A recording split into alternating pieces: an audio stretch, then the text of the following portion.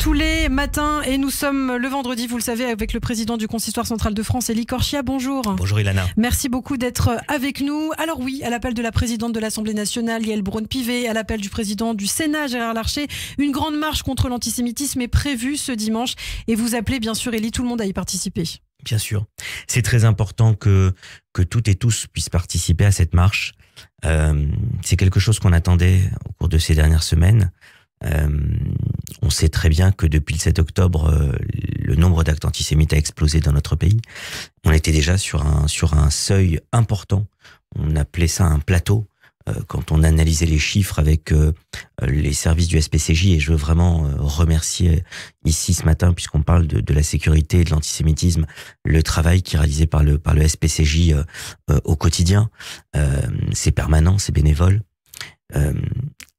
Il y avait déjà un plateau sur des chiffres élevés.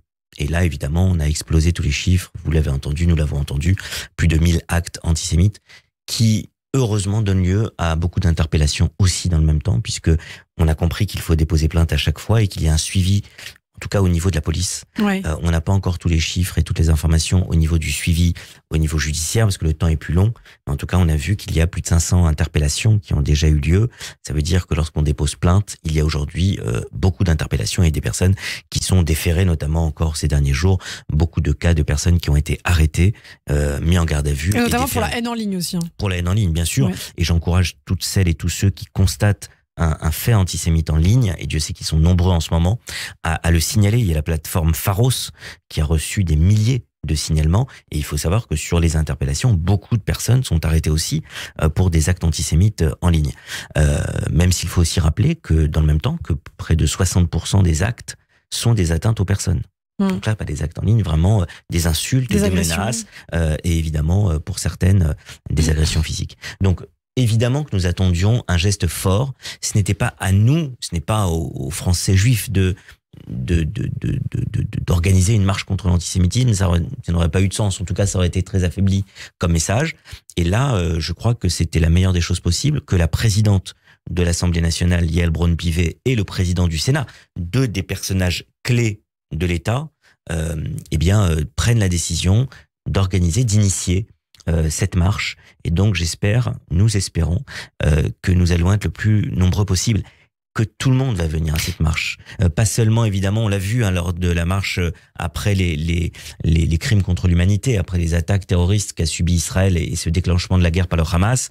On a vu que lors de la marche qui avait suivi, la manifestation qui avait suivi, eh bien, nous étions principalement des membres de la communauté juive qui étions présents. Et là, j'espère vraiment que tout le monde va venir, que toutes celles et tous ceux qui sont attachés aux valeurs de la République qu'on défend, qui sont attachés à la lutte contre l'antisémitisme, qui ne veulent pas que dans notre pays, que la France, en 2023, soit un pays où il y a une déferlante d'actes antisémites, où il y a une parole antisémite complètement libérée, désinhibée, bien que toutes celles et ceux-là, on les retrouve avec nous, parce que nous devons défendre les mêmes valeurs en tant que concitoyens. Mais vous regrettez qu'il y ait eu quand même des divisions politiques. On a entendu le LFI qui ne veut pas y participer, Jean-Luc Mélenchon qui a quand même dit « Les amis du soutien inconditionnel au massacre ont leur rendez-vous ». Qu'est-ce que vous pensez de ces déclarations ? Exactement. Alors, ça fait déjà plusieurs semaines que LFI, par la voix de son leader ou de membres importants de sa direction, ont des propos que nous avons qualifiés d'indignes ou indécents. Et je pense que nous avons eu raison de le faire sur un certain nombre de propos.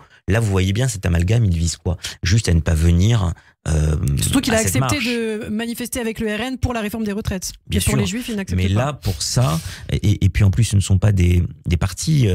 Yael Braun-Pivet et Gérard Larcher l'ont très bien rappelé hier.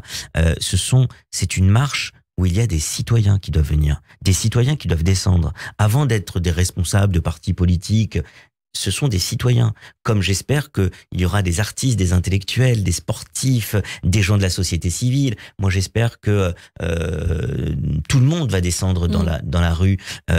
On n'est pas là par rapport à un titre. On est là simplement parce qu'on est un Français ou une Française qui ne souhaitons pas que l'antisémitisme continue à perdurer avec une violence comme c'est le cas actuellement et qu'on descend dans la rue, on marche, on fait une vraie marche pour dire non à l'antisémitisme. En 1990, on l'a rappelé, à Carpentras, par rapport à ce qui s'était passé à Carpentras, cette profanation de tombes à Carpentras, dans un cimetière juif, nous étions 200 000 et j'étais descendu dans la rue à l'époque et il y avait le président de la République et il y avait vraiment un mouvement populaire. Là, il faudrait, et c'est ce qu'on attend, c'est ce qu'on espère, on ne sait pas si on l'aura, mais il faudrait vraiment un geste fort, un mouvement populaire pour dire non à l'antisémitisme dans notre pays. Et effectivement, celles et ceux, vous savez, qui veulent trouver des prétextes, et ils sont nombreux à le faire. Vous avez parlé d'Elfi, mais il y a d'autres personnes qui auraient pu ceux qui ne veulent pas marcher avec le RN notamment. Oui, mais vous savez, il y a eu beaucoup de prétextes qui ont été donnés pour ne pas descendre et marcher à l'Assemblée nationale dimanche. Je pense que celles et ceux qui trouvent ces prétextes-là sont des personnes sur qui on ne peut pas compter pour lutter contre l'antisémitisme. En revanche, je crois qu'il ne faut pas de polémique politicienne. Nous ne sommes pas là pour dire on aimerait que cela ou cela vienne marcher avec nous contre l'antisémitisme.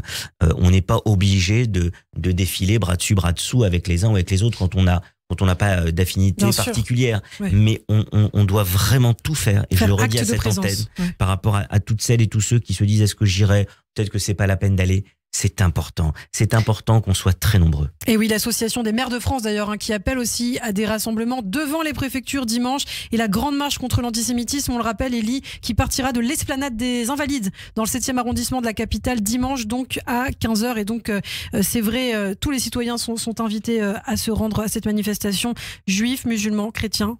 Tout le monde doit être bien sûr athée, qu'on soit croyant, pas croyant, quel que soit ce qui fait ce que nous sommes, on doit tous se retrouver autour de ce sujet. Et en province aussi, je voulais le dire, il y a plusieurs rassemblements, comme vous l'avez dit, à l'initiative des maires de France, mais il y a aussi plusieurs rassemblements qui se sont organisés en province. Il faut y aller et il faut être présent dans tout le territoire. Merci beaucoup, Élie Corchia, président du Consistoire central de France. On vous retrouve chaque vendredi sur Radio J.